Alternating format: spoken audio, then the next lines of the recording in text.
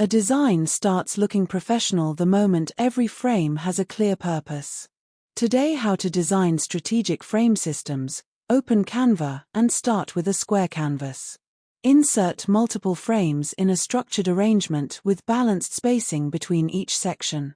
Upload your images and drag them into every frame, adjusting crops carefully for consistency. Select the background and apply a clean neutral tone or soft gradient. Add subtle border lines or geometric shapes with low opacity to strengthen the structure. Slightly enlarge one frame to create visual hierarchy without breaking balance. Use position tools like Tidy Up for precise alignment. Add minimal text using a clean